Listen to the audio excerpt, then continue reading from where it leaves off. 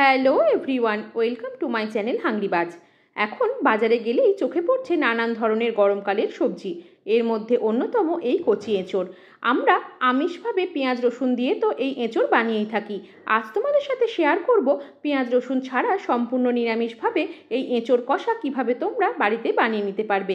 ভিডিওটি স্কিপ না করে পুরোটি দেখো, আশা করছি তোমাদের ভালো লাগবে।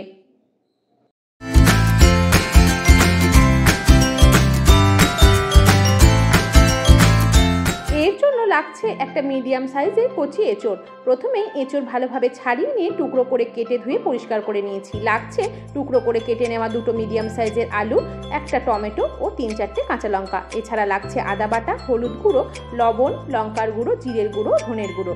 লাগছে জল ঝরানো টক দই।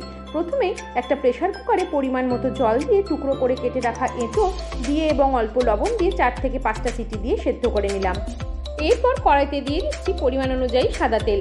ভালো করে গরম করে নিচ্ছি। আমি এখানে সাদা তেল ব্যবহার করেছি, চাইলে তোমরা রান্নাটা সর্ষের তেলেও করতে পারো। তেল গরম হয়ে গেলে টুকরো করে কেটে রাখা আলু তেলের মধ্যে দিয়ে বেশ লালচে করে ভেজে নিতে হবে। আলু 2 থেকে 3 মিনিট এইভাবে সময় ধরে ভেজে নিয়ে তুলে রাখলাম। এরপর ওই ভেজে নেওয়া আলুর তেলের মধ্যে দিয়ে দিচ্ছি জিরে, তেজপাতা ফোড়ন। ফোড়ন থেকে সুন্দর গন্ধ আসলে সিদ্ধ করে নেওয়া এঁচড়ের টুকরোগুলো তেলের মধ্যে দিয়ে দেবো। বেশ কিছুক্ষণ সময় ধরে হালকাভাবে নাড়াচাড়া করে নিচ্ছি, যাতে এঁচড় খুব ভালো করে কষানো হয়। সেই জন্য কোনো রকম মশলা ব্যবহার করার আগে শুধু তেলে এঁচড়টা এইভাবে ভালো করে ভেজে নিলে এর স্বাদ কিন্তু খুব ভালো হবে।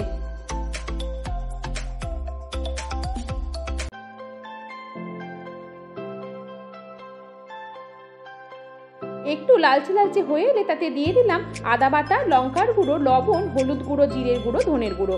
সব গুঁড়ো মশলা দিয়ে ভালো করে নাড়াচাড়া করে নিচ্ছি। গ্যাসের ফ্লেম মিডিয়ামে রেখে 4 থেকে 5 মিনিট সময় এইভাবে ক্রমাগত নাড়াচাড়া করে এঁচড় ভালো করে কষিয়ে নিতে হবে। এরপর তাতে দিয়ে দিলাম একটা মিডিয়াম সাইজের টমেটো, টুকরো করে কেটে নিয়েছি। টমেটো দেওয়ার কারণে কিন্তু এই রান্নার কালার খুব ভালো আসবে। দিয়ে দিচ্ছি 3টে কাঁচা লঙ্কা। ঝালের ব্যবহার তোমরা তোমাদের টেস্ট অনুযায়ী করতে পারো। এইভাবে ভালোভাবে কষানো হয়ে গেলে তাতে দিয়ে দিচ্ছি ফেটিয়ে নেওয়া টক দই। নিরামিষ রান্নায় কিন্তু এই টক দই ব্যবহার করলে তার স্বাদ খুব ভালো হয়। দিয়ে দিলাম ভেজে রাখা আলু। দিয়ে দিচ্ছি 1/2 চা চামচ পরিমাণ চিনি। ভালো করে সব কিছুকে আবার নাড়াচাড়া করে বেশ কিছুক্ষণ সময় এইভাবে ক্রমাগত কষিয়ে নিতে হবে।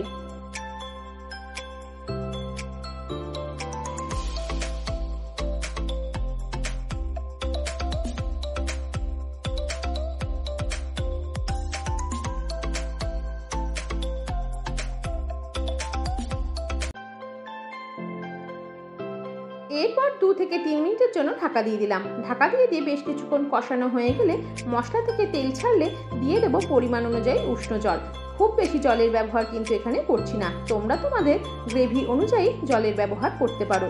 যাতে আলু ও এঁচড় ভালোভাবে সেদ্ধ হয়ে যায়, সেই জন্য পরিমাণ মতো জল ব্যবহার করলাম।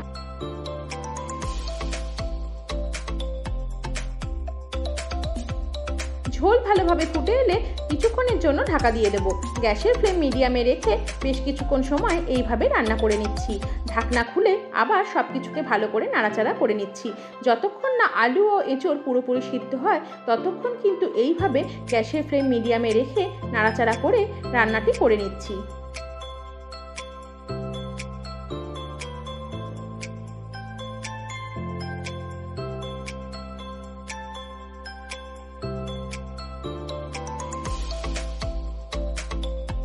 এইভাবে ক্রমাগত নাড়াচাড়া করার পর এঁচড় ও আলু সেদ্ধ হয়ে গিয়ে ঝোল গাঢ় হয়ে এলেই তৈরি এঁচড় কষা রেসিপি।